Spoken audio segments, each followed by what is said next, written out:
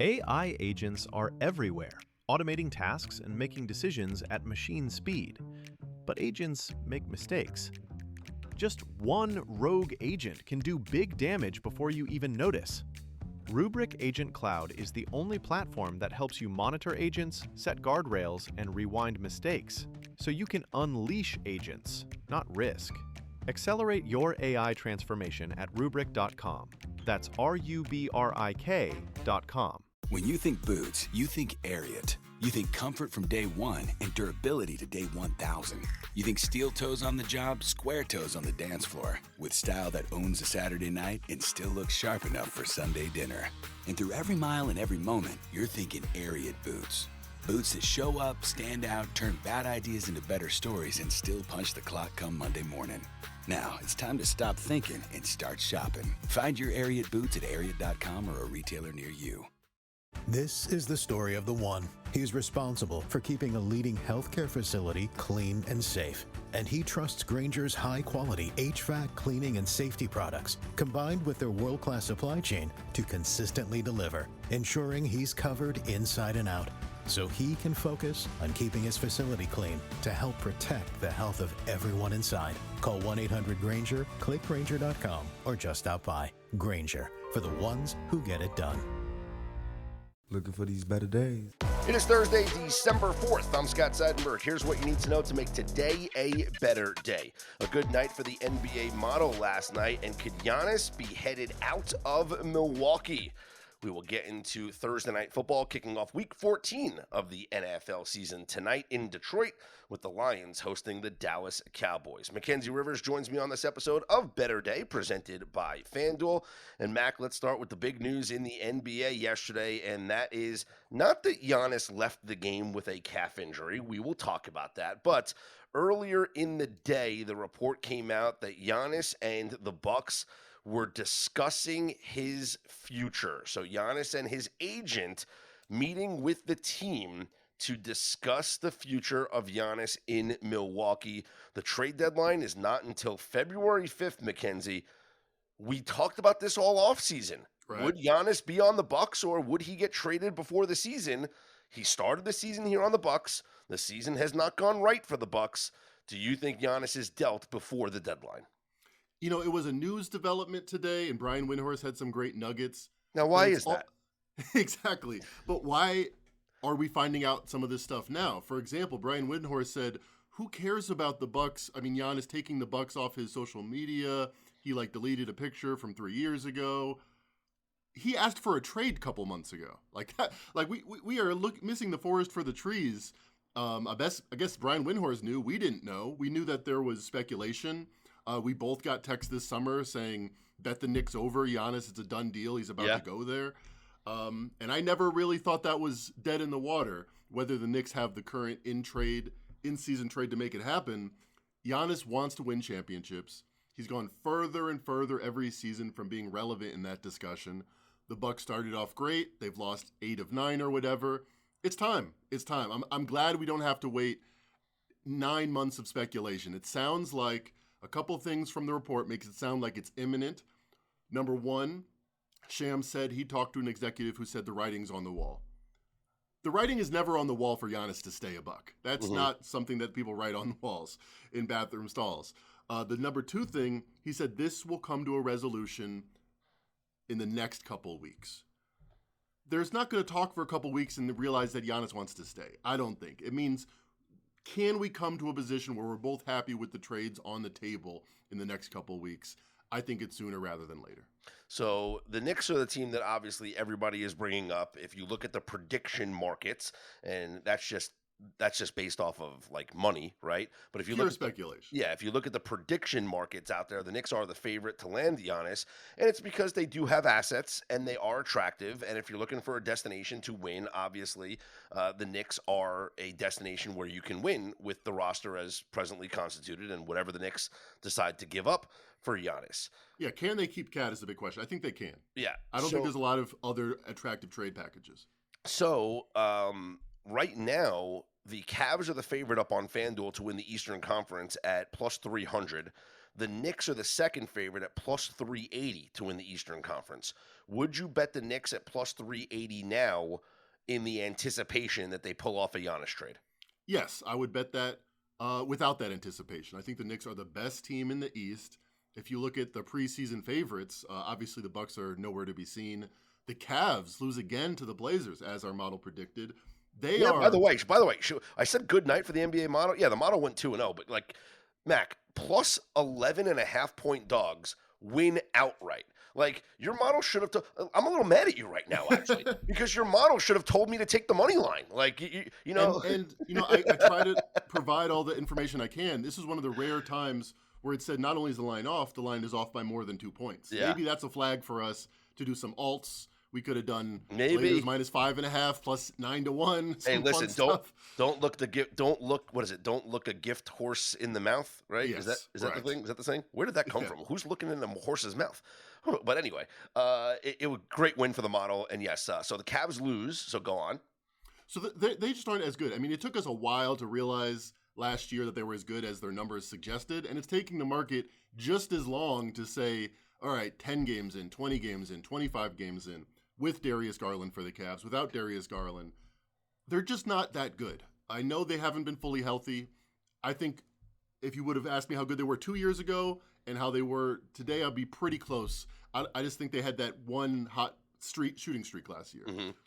So the Knicks are the remaining team, and I think the market is down on them. I talked to you today about the Atlantic bet, and not for any reason other than their record. But if you look at their per play metrics, they're just as good as we thought preseason. They're the last team standing in the East with or without Giannis. I think they have value. And right now, you mentioned that Atlantic bet, Knicks minus 140 up on FanDuel just to win the Atlantic division. And then, yes, we also like plus 380 right now up on FanDuel to win the Eastern Conference. So those are good bets. Now let's talk about the injury last night. You watched the replay over and over again. What do you think? Non-contact injury, comes up limping. It just, the timing just feels so off, right? 2 minutes into the game, they're already down 8. By the way, can I get a refund on my Giannis overs, please? The way he went down was suspicious. It was like, wait a minute, I think I feel something. He was looking for something, it sounds like. But, I mean, who am I? I'm not in his body. They're world-class athletes. But Kevin Durant, before he left the Nets, had a weird 3-day injury, and then he was traded to the Suns, and he was back. I would not be surprised if there was something like that. It's in both interests, the team and the player, for him to be at his most tradable right now. Yeah, nope, that is an excellent point.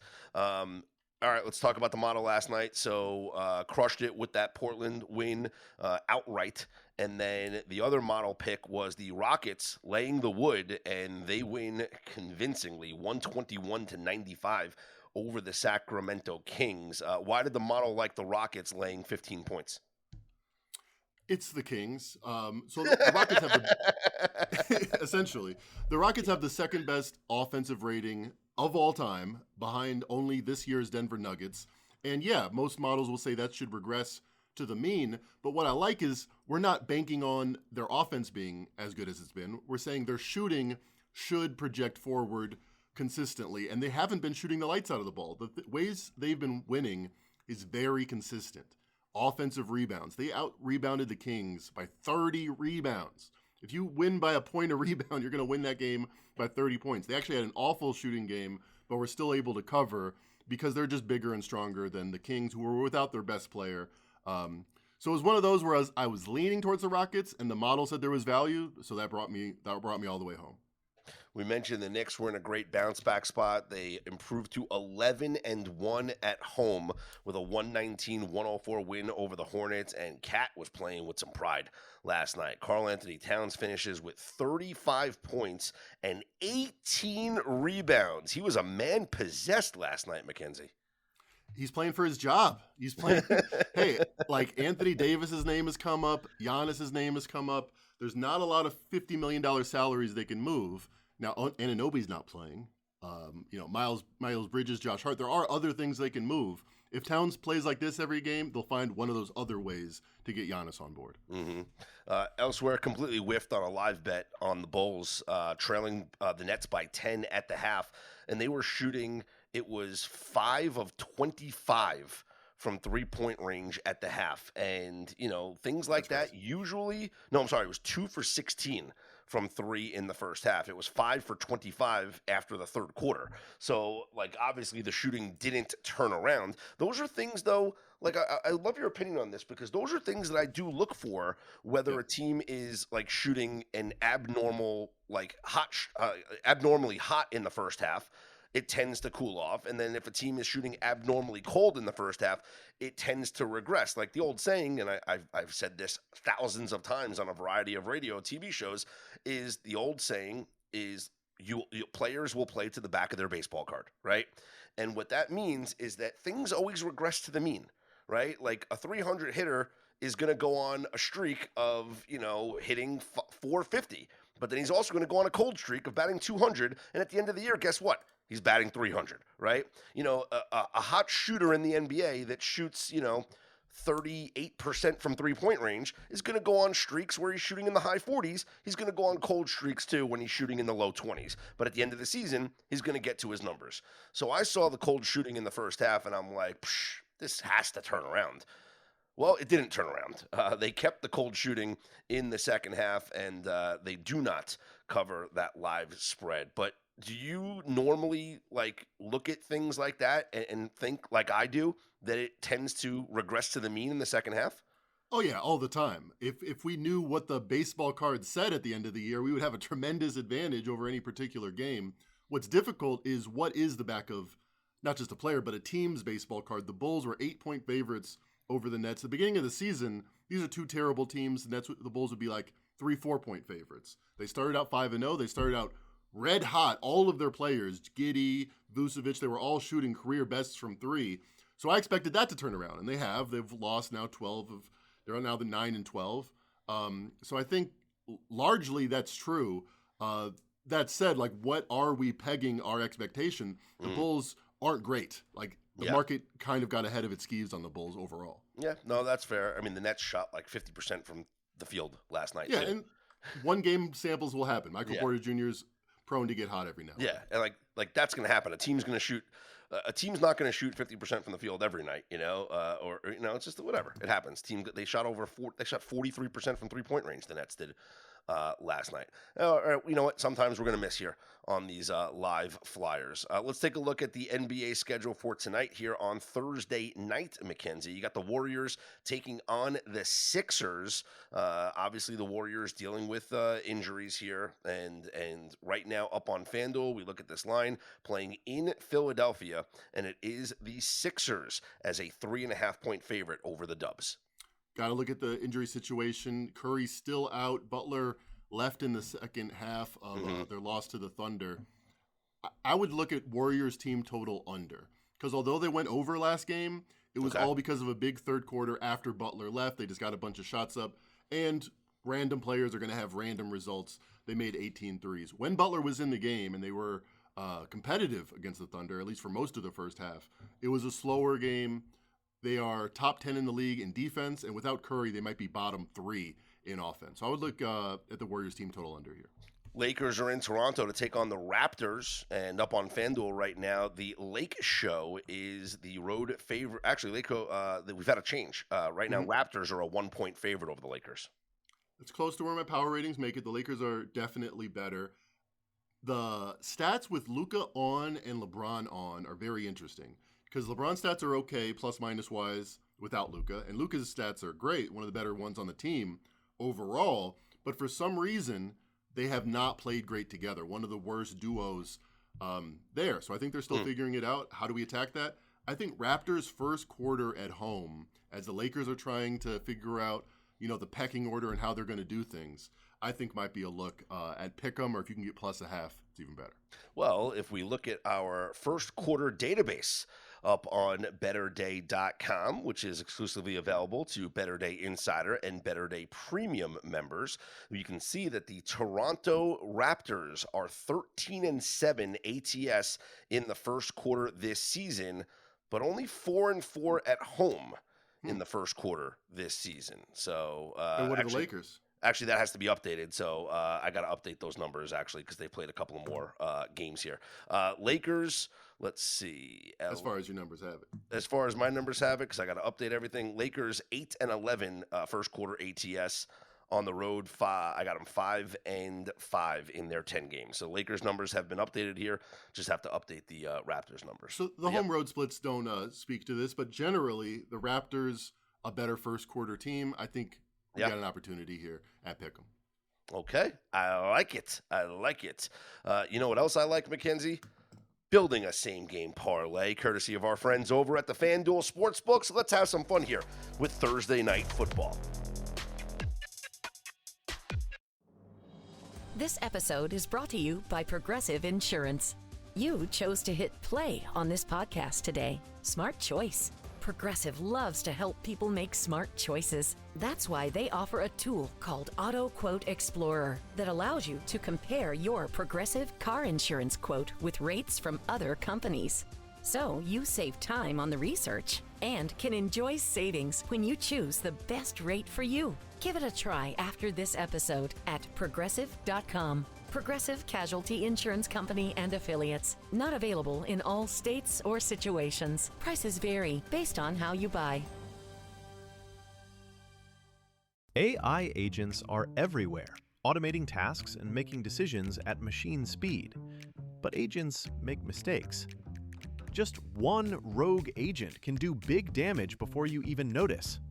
Rubrik Agent Cloud is the only platform that helps you monitor agents, set guardrails, and rewind mistakes, so you can unleash agents, not risk. Accelerate your AI transformation at Rubrik.com. That's RUBRIK.com. Thursday Night Football will kick off Week 14 of the NFL season tonight. It is the Dallas Cowboys visiting the Detroit Lions. Currently up on FanDuel right now, it is the Lions as a 3-point favorite over the Dallas Cowboys. Now, we have the trends that could come into play here with the Detroit Lions off of a loss.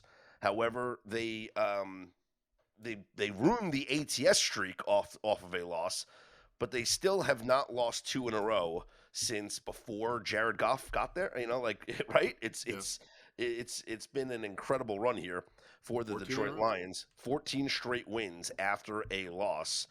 Does that end here tonight on Thursday Night Football? I think so. I think the market is kind of pegged to the Lions are better. But if you look at the last 4 weeks, I don't think you can make that statistical argument. This was 5.5, and now it's all the way at 3. I think all this money is generally in the right direction. I think the Cowboys still have value here. I like the Cowboys a lot in this spot. I really do. They have been much more improved over the weeks. Like we talked about how Quinnen Williams has changed their defense, right? And they are much better against the run than they were before they acquired Quinnen Williams. The data points ever since, the bye week actually. So it hasn't even really been just the trade deadline. I mean, the bye week also. And sometimes, like we saw this with the Philadelphia Eagles last year, right? That it took the bye week in week 6 before like Vic Fangio finally got his defense like ready to go. Maybe that's what Matt Eberflus needed. Maybe he needed like an extra week of prep time during the season to get like everything set in order because Dallas's defense has been much better ever since their bye week. Their best players came either at the beginning of the season or after the trade deadline, so it makes sense that they are figuring it out. I think leg number 1 I think we should get greedy. I think we should get greedy tonight on the same game parlay. I think leg number 1 is Dallas Cowboys money line. They're used to playing on the turf. They're used to playing Thursday after Thanksgiving. I'm not sure this is a huge home court advantage. Okay. Field advantage. So leg number 1 for our same game parlay here for Thursday Night Football in Detroit between the Cowboys and the Lions. Let's go Dallas on the money line at plus 138 up on FanDuel. Leg number 2, Mackenzie, I'm going to go with the quarterback, Dak Dakota Prescott, to go over 1.5 passing touchdowns. It is significant. What's the juice on that? It seems like a lock. Yeah, it's minus 182. You know what? It doesn't jack up this parlay enough. We can't do it. Doesn't Can jack we go up over enough. 2.5? Not that that's necessarily True. Dude. Maybe. Are we getting really greedy here? I I love mean, it. the Cowboys win. I love it. Probably because Dak I Prescott love had a it. big game. I love it. I love it. Mac, let's get greedy. We're already getting greedy with Cowboys money line. Let's get greedy now. Dak Prescott 3+ passing touchdowns. We are at plus 354 on our 2-leg same game parlay. Let's go. I mean, the total's 54.5. Okay. You're going to have to score some points here. Okay. Now, can we put something in here that is positive for Detroit that would be negatively correlated towards us betting the Cowboys stuff that would jack up this payout? The last time we discussed the Lions, I liked Montgomery under. Gibbs over is the other part of that. I think they're just usage-wise more distant than the market is currently pricing. Okay. So let's do this. Let's get greedy. Let's do you know what? I want to get greedy here. All right, you ready for this? Lay it on me. Jahmyr Gibbs, 125 plus rushing and receiving yards. I like that because even if they're down and throwing, his yards count. His yards help us because that's the fear when you bet Cowboys to win. Like, oh, maybe they'll be down, they won't be able to run it. But yeah, they're trying to get Gibbs the ball any chance they get. That 3-leg greedy, we're calling this the 3-leg greedy same game parlay is plus 930. Plus 930 already. Yeah. It's plus 300 a leg. I like it. It's plus 930. So this, I mean, do we even embellish beyond this? I mean, no. This comes down to this win. We could look for some other props that we like, and we can do those separately here. But as far as the greedy parlay, this is our greed is good, money is good, and how many yachts is enough? 3-leg greedy same game parlay for Thursday Night Football. Currently up on the FanDuel Sportsbook. Cowboys money line, Dak Prescott 3+ passing touchdowns, and Jahmyr Gibbs to have 125 yards or more rushing and receiving yards plus 930.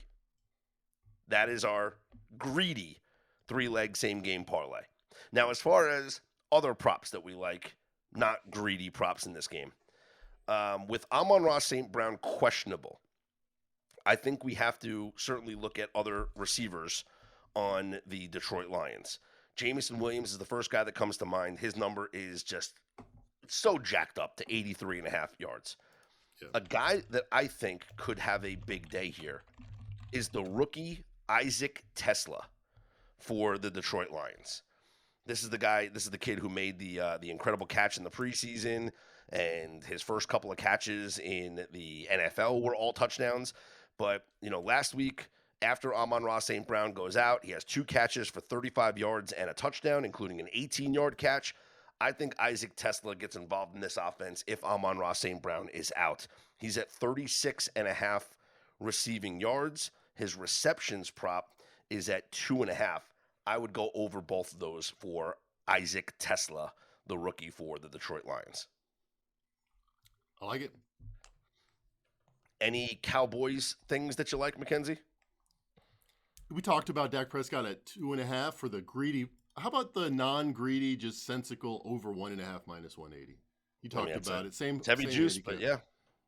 It gets us to the window, though. It's heavy juice, but yeah. All right. I do think the Cowboys win this game tonight. I do have concerns about the Detroit Lions, and Dallas has just they have looked so much better since their bye and since the trade deadline.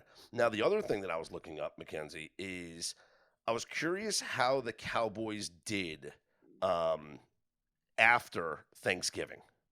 Okay? So if I look, I'm just looking the Cowboys history, right? And they're playing on a Thursday, and their previous game was on a Thursday.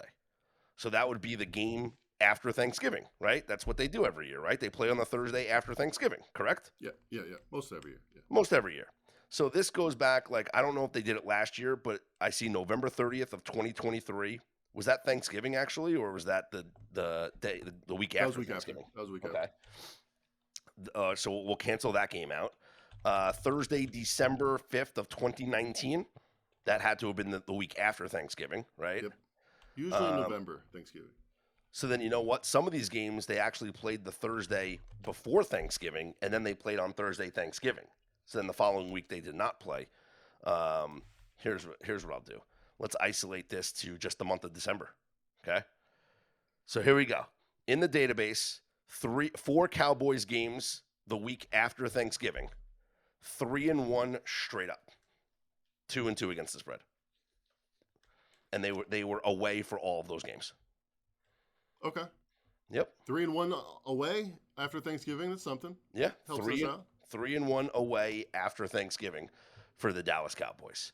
Okay. Because we don't care if they cover for this parlay. No, we got to get across the finish line. The greedy parlay is coming in. Okay, I want to wrap up this pod, Mackenzie, with I think one of my sharper handicaps that I have done for the NFL. Now, I cannot give you the line that is out right now because there is no line that is out right now. And the game that I'm talking about, we have plenty of time to get into. It's going to be Monday Night Football. Monday Night Football, the Philadelphia Eagles and the Los Angeles Chargers. Now, the reports is that Justin Herbert is going to play. He had that procedure on his hand, and he's going to play. That's what Justin Herbert said, quote, "The plan is to prepare as if I'm going to play and see how the next couple of days go. Do everything I can to be out there for the team and the guys out there," end quote. Now, Herbert practiced yesterday in walkthrough, non-contact, whatever, all that stuff. It's his non-throwing hand. Relax. Exactly. But here's what's going to happen. Should Herbert play, I think we are going to see a similar game script to what we saw from the Pittsburgh Steelers and Aaron Rodgers dealing with the injury on his hand. And that was no under center snaps. Okay? Aaron Rodgers didn't take a snap under center. Right. And I believe that with Justin Herbert, with that hand injury, he is also not going to take any snaps under center. So here's a little research that I did. Chargers running back Kimani Vidal this season. 61 runs with Justin Herbert under center. 51 runs with Justin Herbert in the shotgun. Now that is, that's pretty close to each other. 61 and 51, right? It's only 10. Those are some advanced next generation stats. Yeah, nice job. Only 10 numbers. Only 10 carry difference, right? Yeah. Check out these numbers. 3.7 yards per carry with the quarterback under center. 5.3 yards per carry in the shotgun. Plus 24 rushing yards over expected under center. Plus 66 rushing yards over expected in the shotgun. 2.7 yards after contact per attempt under center. 4.2 yards per contact per attempt with the shotgun. 4 10-plus yard runs, so double-digit yard runs under center. 13 double-digit yard runs in the shotgun. A negative 8.8 EPA per rush under center, and a plus 3.1 EPA per rush in the shotgun.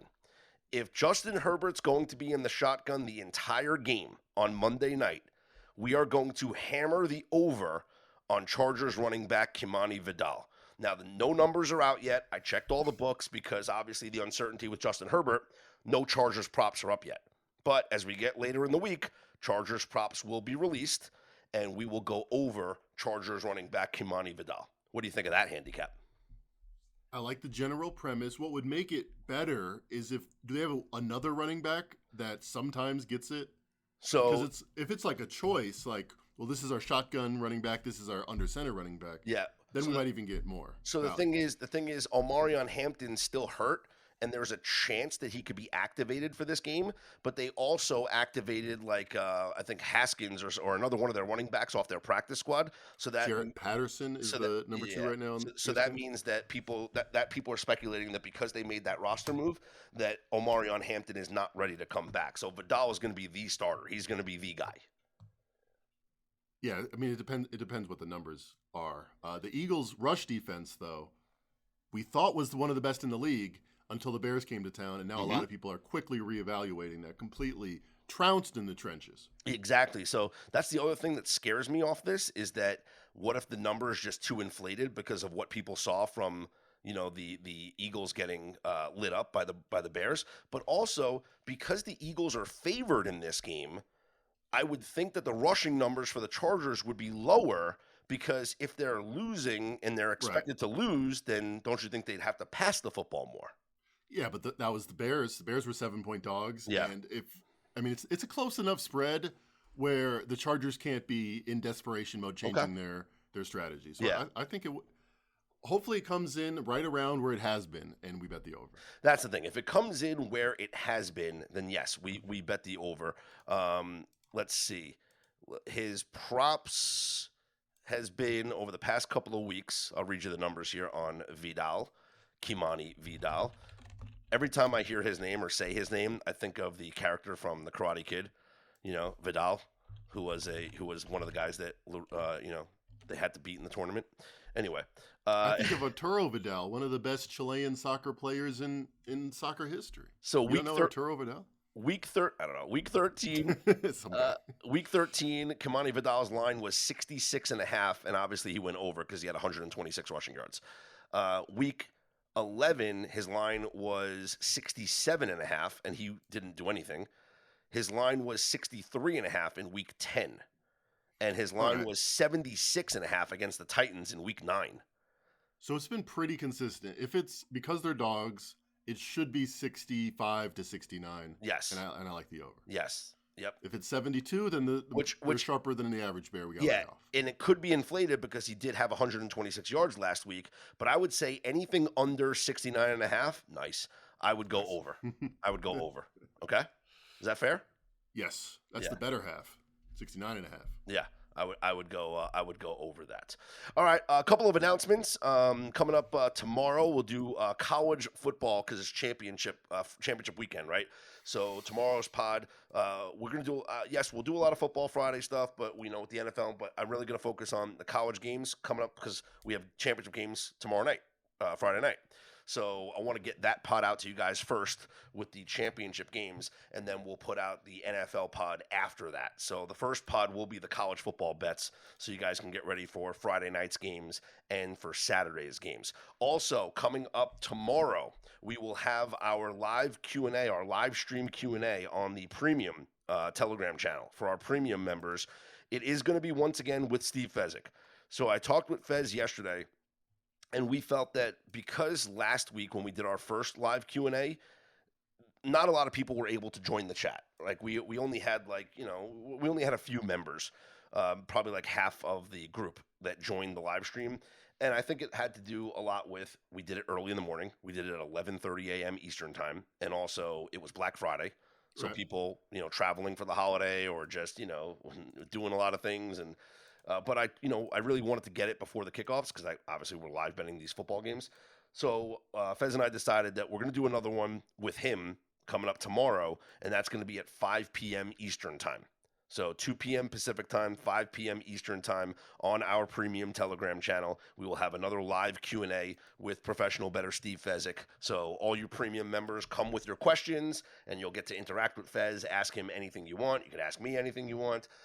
And so that we will do that, and then we'll load up some different guests for our Q&As coming up for next week and the week after that. Also, I will have some special UFC bets for insider and premium members coming up for the big card on Saturday night. So that's just a little programming alert for you guys. Trench Report is out, of course, up on betterday.com. We will continue to load the picks page as we stay hot with the NBA model picks, 2-0 last night, and we will continue to serve you as best as we can here, not just on the pod, but on the website as well. For Mackenzie Rivers, I'm Scott Seidenberg. Here's hoping you make today and every day a better day.